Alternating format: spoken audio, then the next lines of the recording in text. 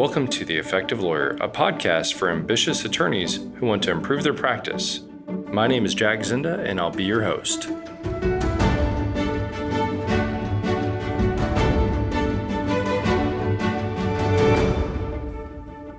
Today we're going to talk about how to handle and prepare for a deposition. Hopefully you'll find some of these tips, tactics, and techniques useful in your practice.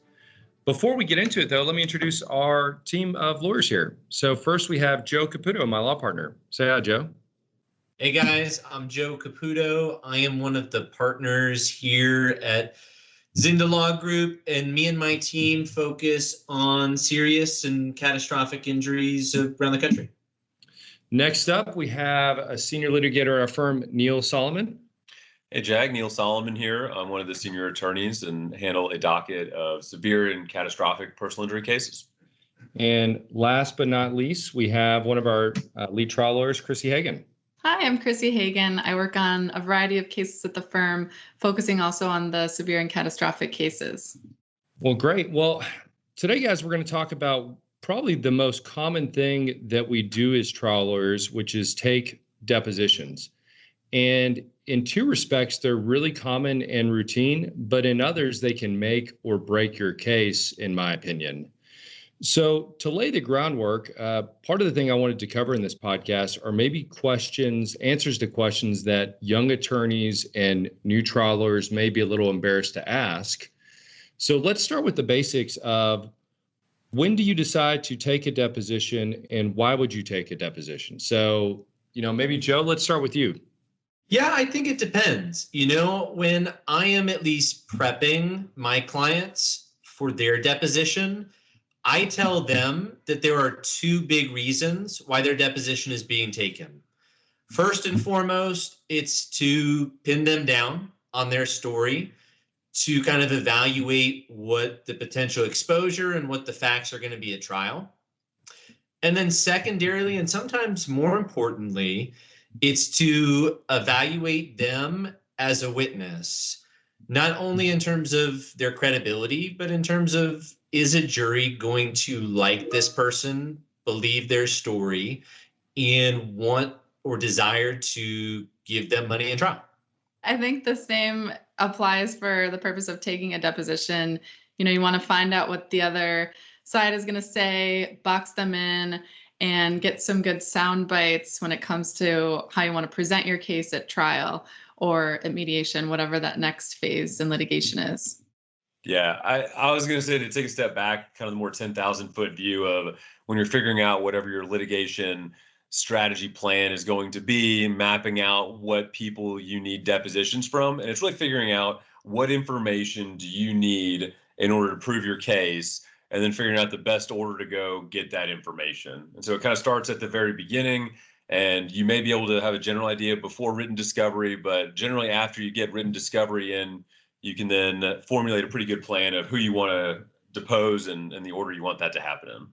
You don't have to depose, obviously, everybody that you may call at trial or everybody that has some knowledge about the case, right? You can perform written discovery. You can subpoena documents or DWQ documents. And to be honest, and I know we're using this quite often, if you don't want to deal with the coordination of a depo, if it's not a key witness, or if you're not obtaining it to play the deposition at trial, go get a written statement. Go get a video statement from a potential witness, lock them in on that story, and then figure out how you're going to utilize that a little bit later on.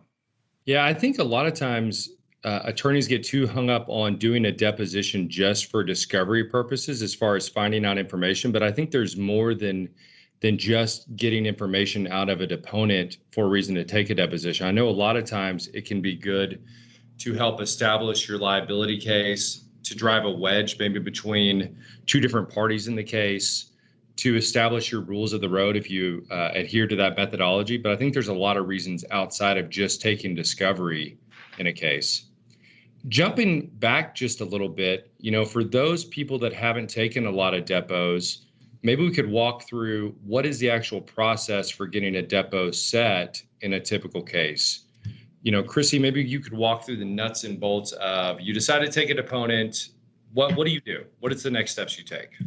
So the next step that we typically do is we reach out to the other side, depending on who it is that you want to depose. If it's someone who is represented by an attorney, just reaching out to their attorney, get some proposed dates, get it set, and then you reach out to the court reporter. And then after that, there's the prep for it. So typically putting together some sort of outline of the questions you're going to be asking, starting to gather all the exhibits that you want to ask that particular witness about, putting together a deposition notebook. That's what I would say is kind of the quick overview. Do you have a preference for when you like to subpoena a witness versus getting them to come on their own? Or what's your thoughts on that? If it's a fact witness, do you typically subpoena all of them, or do you like to try to get them come without a subpoena? I like to subpoena all of them, especially, doing most of my work in Colorado, because if they don't show up and everyone else is there, the court reporter, the other side's attorney, the other side can actually request for sanctions, meaning that they can, if it's a huge waste of time, they'd probably be more inclined to ask the judge to pay for their time and any expense in being there. And so if they're under subpoena, it makes our argument a little bit stronger, I think, to say that we did everything we could to get the witness there, and it's not on us that he or she just decided not to come. If it's a favorable witness, so for example, if it's a car crash case and we're talking about the officer that we want to depose, I usually reach out and see if they'd be amenable to signing a subpoena waiver. So it's less formal and it's less confrontational, right? Exactly. Yeah. Confrontational. It's in their face, like getting them served with the subpoena. Right. Exactly. Well, especially during COVID-19, no one wants a stranger knocking on their doorstep with a bunch of paperwork, right? So if it's a friendly witness, sometimes I'll still provide them a copy of the subpoena informally, just so they have it if they need it for work purposes or school purposes. But actual service of the subpoena with a reasonably friendly witness on the first try, I think that's probably a bit too much. Well, and Chrissy, you mentioned an interesting term, deposition notebook. I remember when I first started practicing, I had no idea what was in a deposition notebook. I just knew I needed one because everyone talked about it. So what is in y'all's deposition notebook? Neil, what do you have in yours? Yeah, so it goes back to preparing for what's going to be there, for what we're going to be discussing and what we're trying to get. And so the first thing is generally the complaint, making sure we have that or petition available to us. Any written discovery from the other side, I'd want that available. Usually with a tabbed portion of any areas that I may want to touch back upon. I'll have an outline that I've prepared, and I won't necessarily stick to that outline, but I'll at least have something there for me to look back on and make sure I'm covering my key points that I want to hit. And then any exhibits that I plan on using. So that's the main things that are going to be there in my notebook.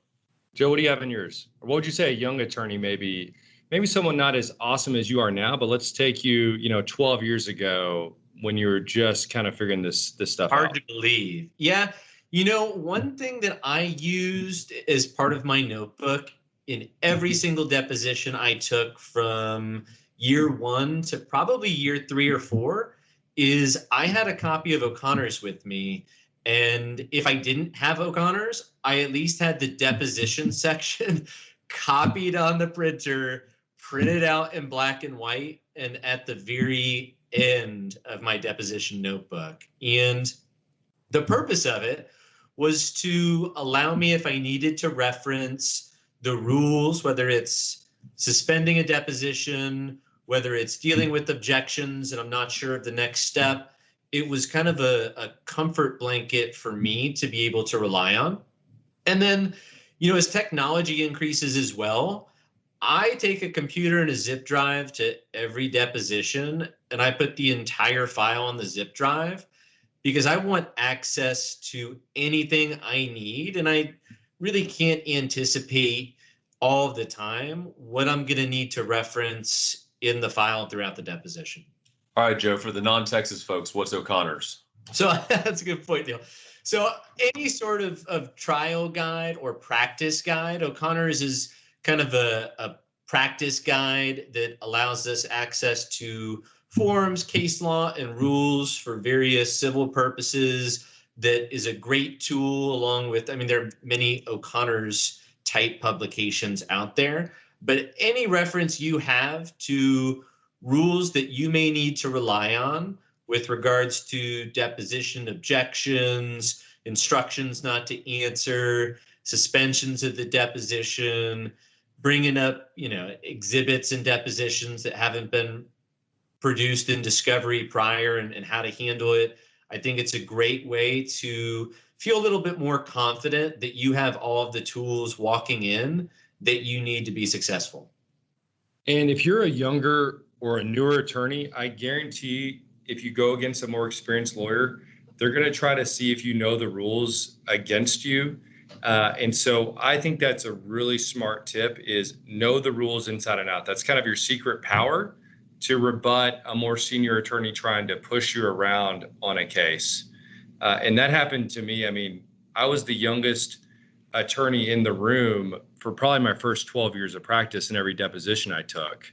And every single time the defense attorney would try to push me around, and every single time I have to shut them down with the rules. And if you know them inside and out, you can do that. And if you don't, you're at a big disadvantage. And I've been surprised, honestly, how many times an experienced lawyer doesn't know the rules and didn't know how to reply to when I laid them out. Well, what other things do you guys do to prepare for your depositions? And how much time do you spend preparing for a deposition? It depends, right? There's probably a different level of preparedness if it's a deposition in an uncomplicated case that I've knocked out 100 times. But the only reason that it's less preparation now is because I've knocked it out 100 times. And so I don't think that's a good way to get started on getting prepared for depositions. When I'm preparing, I'm usually looking at what do I need to prove up for trial in terms of its admissibility or authenticating the document. I need to figure out what my charge looks like, so that if there's a way that I could get poured out on summary judgment, I need to figure out what, if anything, I need to establish from the witness or witnesses to allow me to potentially create a fact issue and survive MSJ. I need to, if I'm following rules of the road, I need to make sure that as I'm starting the discovery process, I have rules, that those rules have a basis, and then I'm prepared to introduce those rules and ask questions about them. And then I think I need to identify what other facts, information, or discovery do I need to get from this witness that I do not yet know, whether it's information about people, documentation that may exist and where it exists, or some other fact that I can only get from this witness that I need to be prepared for. I know if it's an expert deposition that I'm taking, I'm going to be spending significantly more time prepping for that, because not only am I putting together an outline, but I'm also taking a look at all of the intel on this particular doctor, what other cases he or she's worked on, what other orders there are out there, whether they have a boilerplate type report they issue on all of these types of cases, and then just anticipating what they might say my client suffered or didn't suffer because they're so similar in all these different prior cases. Yeah, I think the big answer is just it really, really depends on the type of case, type of deposition, and what you need. And then for preparation, it's just trying to figure out and boil down to what's the information that I'm trying to gather, and then what documents do I want to use to get that witness's opinions or thoughts on that document. And then, like Joe said, making sure either if you want to authenticate it or not, making sure you're set up to do so ahead of time. And I think it really plays into, especially now when using technology, deciding, are you going to try to, add actual exhibits to a remote deposition, just show it on the screen and it's being recorded. And so you can always reference it back later on. But making that decision ahead of time so you're prepared and ready to go. Well, and the time to start preparing for the deposition is not when you set the deposition, right? Especially in more complicated cases, right? The time that you're preparing for the deposition in an 18-wheel truck case is when you send discovery, right? You need the logs of that truck driver. You need all of the fuel receipts from that truck driver on that trip. And if you don't have those, you need to go compel those or figure out a way to obtain those so that you're ready to show the truck driver's logs in Oklahoma when his fuel receipts have him in South Carolina. If you wait until the week or the month before the deposition to start preparing for it, you're not going to have what you need, and you're not going to be able to set them up to put your client in the best position. Yeah, I always try to think of these things strategically, and I start out by making a list of what are my objectives coming out of this deposition by visualizing what would be the best possible outcome. What are the admissions that I want? What are the items that I need to prove up? And I have usually a bullet point list of 5 to 10 things that I'm trying to accomplish with this deposition. And I work my way backwards from there. You know, to build on the things you guys were talking about, really, you've got 4 types of depositions in my experience that you can categorize most depositions into. You have fact witnesses, which are typically take the least amount of time to prepare for because you're just trying to get basic facts of what occurred. Now, sometimes we'll take a fact witness deposition just to make sure the story is what we think it is, and sometimes we truly don't know what they're going to say. You've got party depositions, which are very critical to the success or outcome of the case. Corporate representative depositions, which typically take a lot of time to prepare for and ensuring you've got those lined up correctly. And then I think the most challenging depositions to take and that take the most time are expert witness depositions. So jumping into, let's say, expert witness depositions, what are some of the tactics you guys have found helpful in researching and preparing for those? Sure, Jack. So I think one of the big things for expert depositions is, number one, seeing if either, yourself or your firm has, ever dealt with this particular expert before. And so that's the first place to look. And then from there, I think making sure you're kind of looking out for other cases or attorneys, or groups that you may be involved in who have had opinions rendered by one of these experts. And so you can often find that they may have made conflicting opinions with what they said in your case, and that can obviously be extremely helpful. As it relates to the actual topic area, it's really trying to do a deep dive and figuring out what the expert is saying and trying to become a mini expert on those exact opinions, right? You don't have to know everything about whatever their area is, but you do need to know enough about whatever their opinions are to make sure that you can feel comfortable when you're locking them into their testimony and giving them to give up whatever you can towards your client's interests. So it's a lot of preparation on whether it's reading the actual materials that they're citing to or finding other ones to rebut it, or contacting your own, I'd say, conflicting expert, if you will, and talk to them about good areas to follow back up on. I think Neil hit it right on the head. I think that you're looking for as much intel as you can possibly get about this expert, and you're trying to get as much information as you can about their opinions and the basis. And so utilize your firm, if they have a history with this expert, utilize trial associations, whether they're local or state. If you're a member of those listservs or trial associations, you're sure to find somebody that's run up against them. And then there are, like TrialSmith, for instance, is super helpful for us at not only pulling experts, but finding out who all they've worked for, what courts they've testified in, who's hired them, have they been struck? And then once you obtain that information, being able to dive a little bit deeper by pulling that order striking them, or looking at some of the pleadings or the motions in a case where they were involved and there were some Daubert challenges. And so the web is a great resource for us, and I think that's the first thing we should do when we get an expert designated on the other side and we're thinking about taking their depo.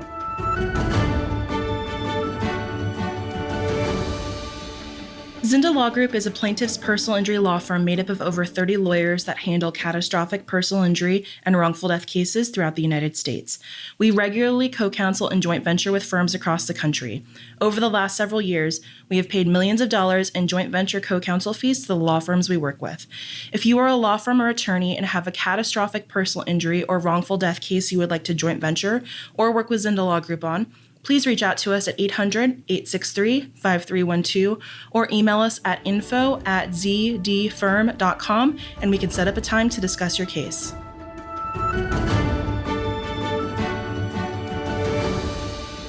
What about the order of depositions? Because I know that's always something we're talking about in every case. Do you guys have any tips or tactics to use to decide what order to go in? You know, going expert first, then corporate rep, then fact witness. What are y'all's thoughts on what order to take your depositions in? The common answer of it really depends on the case. And so it's just looking at each one individually and seeing what makes the most sense. Generally speaking, I think you're probably going to want to get either fact witnesses or some party witnesses taken care of.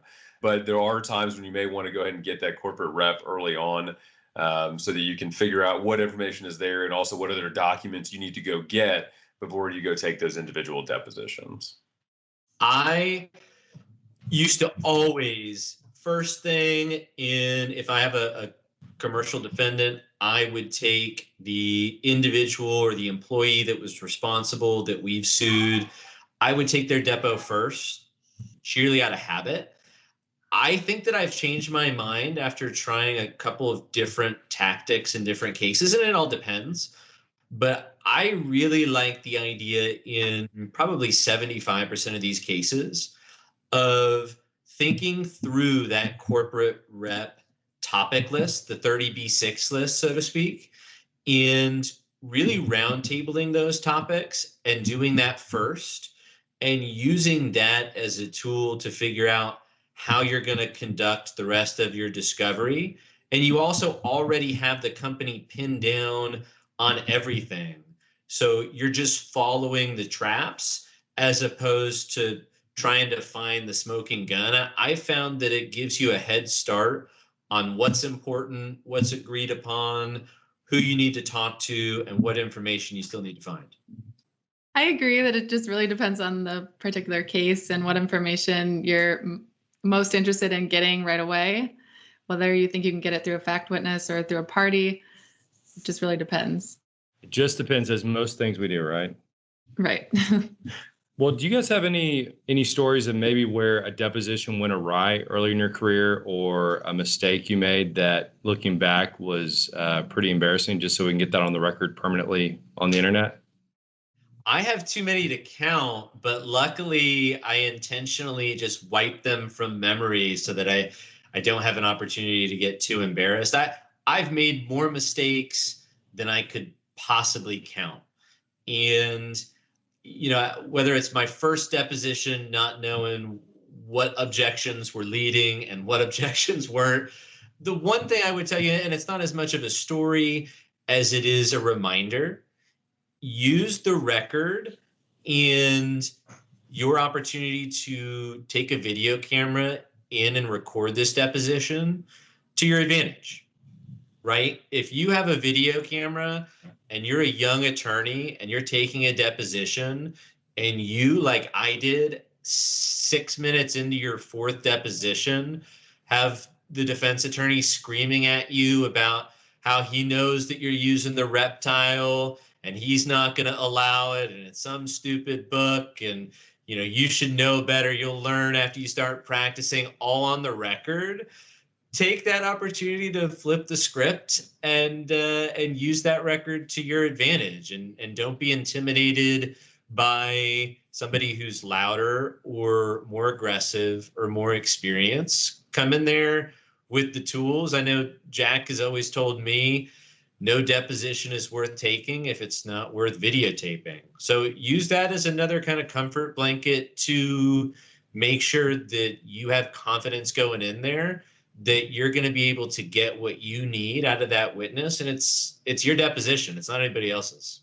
Yeah, I think that videoing is a really great point that we didn't hit on earlier. But I know early in my practice, when I wasn't handling as large of cases as I handle now, the cost of videoing a deposition can be really high. You know, we're talking about $1,500, sometimes $2,000 per deposition.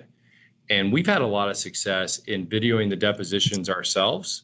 And I know Chrissy was kind of the tip of the spear for that in Colorado, and they were not used to that approach. So maybe, Chrissy, you could tell the story about how we pioneered doing that in Colorado that both saves our clients money and allows us to do it on the more routine cases as opposed to just the catastrophic ones?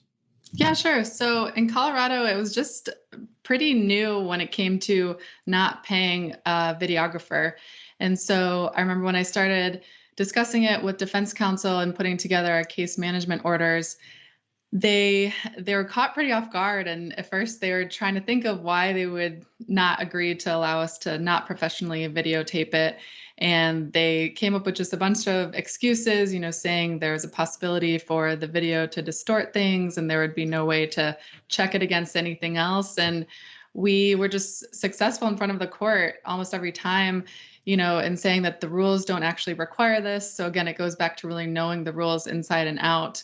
The rules only require that there be a certified court reporter, which of course we would have in every case so that we could match what's in the transcript to what's on the video.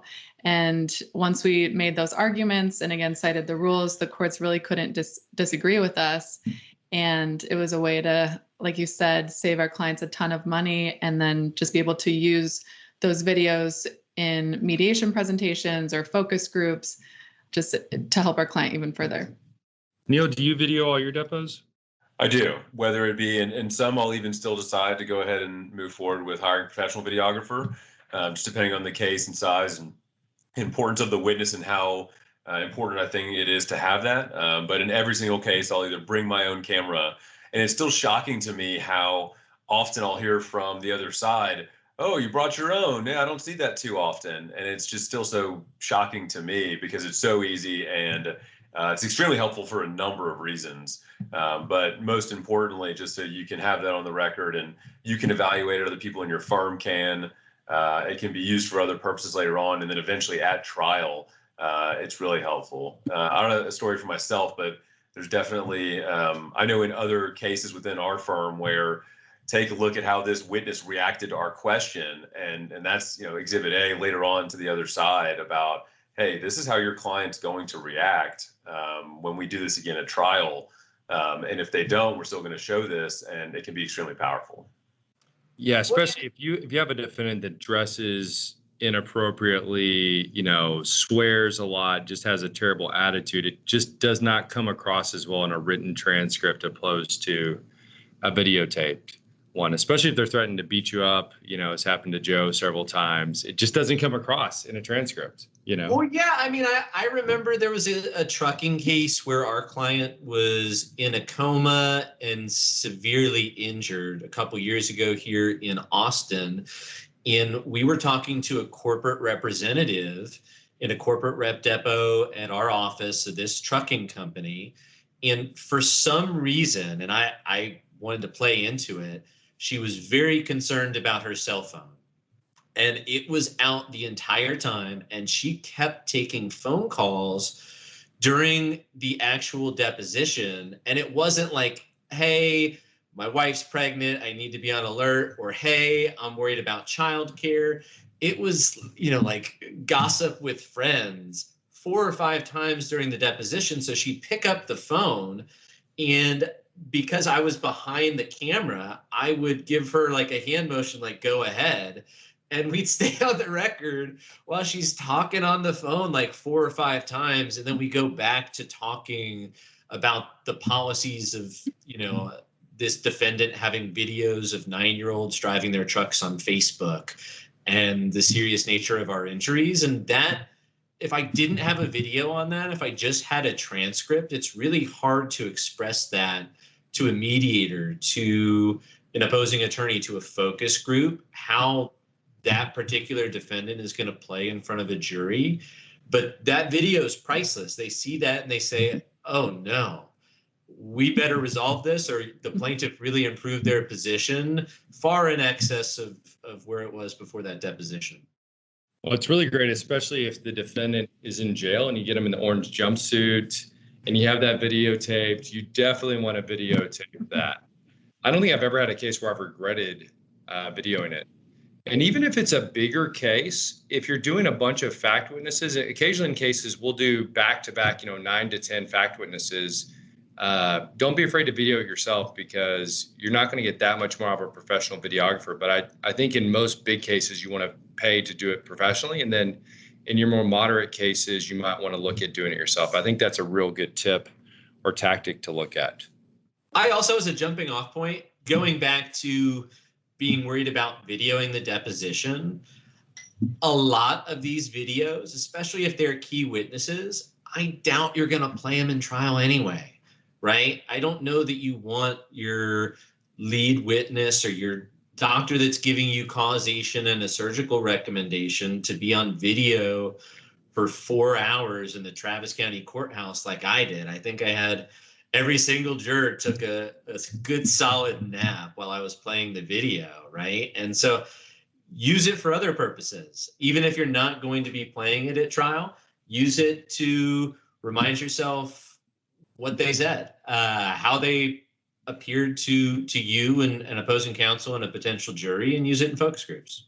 Well, what about preparing your deposition outline? You know, this is something that I know I struggled with early on in my career. Do you guys write your questions out, or how do you prepare your outline for a deposition? I set it up. Well, first, before I came to Zinda, I think I thought it was mandatory that you had to start every deposition with the background information, you know, saying, can you please state your name? What's your address? Where are you from? And then it wasn't until I got to this firm that I realized that you should really be asking some of the most important questions right off the bat. You know, we like to ask about the rules right off the bat. For example, because I think it does catch the other side so off guard because they're just tuned out during that whole initial portion. Because I don't think I've ever defended a depo where the defense attorney doesn't start with the kind of mundane background information in the beginning, because they're really kind of just going through the motions. I feel like Doesn't most that of the stuff time. drive you crazy? It's so boring. Oh my gosh. When I have to listen to a defense attorney go on for an hour and a half and we haven't even gotten through high school yet, Yes. and the client is like 58 years old, you're like, this is going to be so grueling. You must be billing hourly. I hate those. Talking about your time on the JV football team and how often the coach put you in, and if you ever hurt your shoulder for a practice or two, month by month during your 4 years of high school. It's crazy. Yeah, but other than that, you know, I like to put mine in different sections as far as the main topics. Like you said earlier, what's the most important thing I want to get out of this deposition? And then I kind of arrange it around that as far as how I want to ask the questions. And then it's gotten significantly shorter, my outline, over the years. You know, at first I would write out every single question, but since then it's more of like bullet points, more just general topics as opposed to specific questions. So, you know, because certainly a lot of times the answers can lead you in a different direction and you don't want to forget to ask something just because it's not right there in your outline. And then Joe gave me a good tip, which is always at the very end, I write, you know, take a break and review notes just to make sure you have some time before you conclude the depo to go back and make sure you hit on everything and got the answers you wanted to the important questions. Yeah, I think that's really smart. And don't rush yourself through the deposition. Take your time, make sure you hit all the topics you wanted to hit. And if I had one tip for newer attorneys is, don't write out your questions, practice your questioning technique, because that's really a skill. And if you master that, you can be great at just having topics. You know, I want to hit this topic, then that topic, and mastering the questioning technique so you're not tied to a script or outline. I know it's really hard because you're nervous as a young attorney not to state a question wrong, but just trust yourself and follow the questions where they lead you, the answers lead you. Otherwise, you're going to miss something really critical in the case, like a bombshell fact that you could overlook. And I don't know how many times I've seen an attorney tied to their outline and they missed the biggest part of the case, just got mentioned, and it just went right over their heads. Yeah, the one counterpoint to some of that is I definitely like to write out some questions on a particular, whether it's on the case law or a motion for summary judgment that I think will be forthcoming. I want to make sure I get certain terminology answered. And on those, I may have specific questions that I know I want asked and answered a certain way. But for the most part, I think you're right. It's like they'll have stuff out there. And, I think one of the biggest things, especially for newer attorneys is following the witness and not getting tied down to what my next question is versus, well, they just said something interesting. Let's go unpack that for a second. And we can always come back and ask the next question later. And so it's usually just coming back to the outline and checking off stuff that I had gone through. But I definitely think it's important that you may need some particular terminology that you want written down. Yeah, I think that's a really good point. Well, the deposition's over now. What do you guys do post-deposition? Do you guys have any tactics or tips or things you like to do after the deposition is over? How about you, Joe? Yeah, I started doing this at your suggestion. We're running around taking tons of depositions in different cities every week.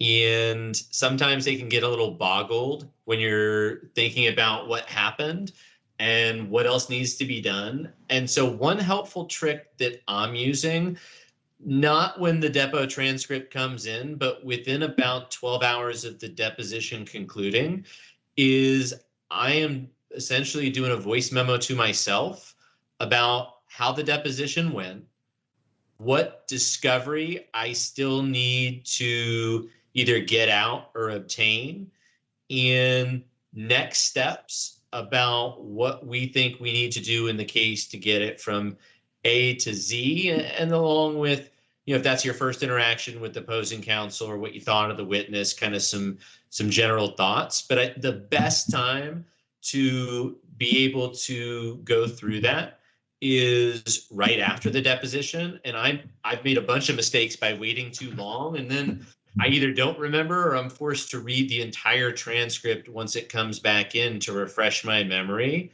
And so take good notes during your deposition about what additional discovery you need to conduct, who else you need to talk to, and any other sort of game plan ideas you have on the case while they're fresh. Yeah, I think that's one of the biggest things. I know what I do is I'll go through and have a highlighter with me there. And so while I'm taking my notes, any new document I know we don't have or I want to follow up to make sure we have, highlighter big box around that of that's going to be in my letter the following day about additional documents we still need or new discovery to go out. And then making sure you do that, like you said, while it's fresh on your mind, put a note in the file and getting whatever letter out you want to as soon as possible so you don't forget. Yeah, I'm a big believer in doing voice memos. I think that's a really effective, efficient way to get all your thoughts out. And it doesn't get easier. I like Joe's rule of doing it in the first 12 hours because you wait a week, you're not going to want to do it. Things won't be fresh and you'll forget something. Well, guys, I think we're out of time. So before we go, though, what's one or two tactics or tips you would leave our listeners with? One of the things I just mentioned, but making sure you're listening to the witness and making sure you're following where they're going. I think that's a big one for new attorneys. And the second is just enjoying the silence. And so, a lot of times on the other side, after they answer a question, if you sit in silence and kind of keep looking at them, then they expect to continue to give you more information. They feel like they haven't answered your question. And so both in preparing your own client, but also taking the defendants, don't be afraid to just let that linger for a bit and hopefully get some more information. I would tell you that, and I used to actually write this down on a piece of paper before every deposition, but now I use it kind of as a thought exercise. I think it's crucial to understand why you're actually taking the deposition and what you want to accomplish.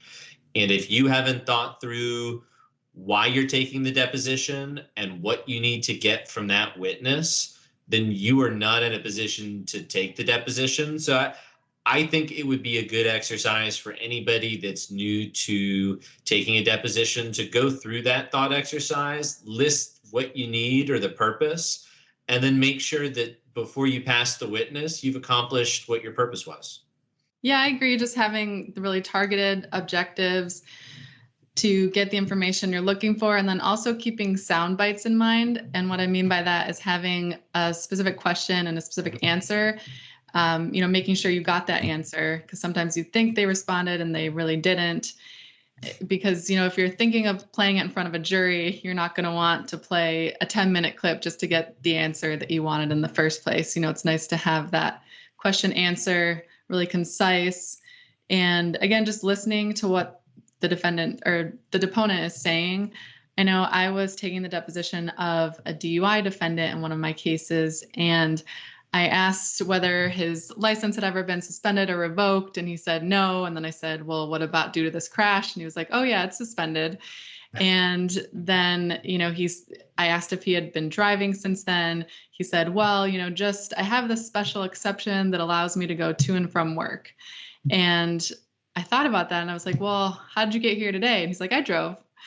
And so, you can really catch them in a lie sometimes, or that's just a really good soundbite to have because you can show that he's still violating the law, even as we sit here today, and he clearly doesn't care about it. Yeah, and the two tips that I would give is know the rules and over prepare for your first few depositions. I think if you know the rules and prepare well, you're going to do great in those. Well, and finally, as always, we have a book recommendation. The book that we'd recommend everyone check out is Advanced Depositions, Strategies and Practice by Philip Miller and Paul Sculptor. And I've got a second one I want to add to that is The Rules of Civil Procedure. I am shocked by how many attorneys that do what we do not know those well. And so I would get in the habit of reading that very regularly, especially when you're going to take depositions. Well, guys, this has been a lot of fun. Thank you all. And hopefully the viewers or listeners rather got something out of this.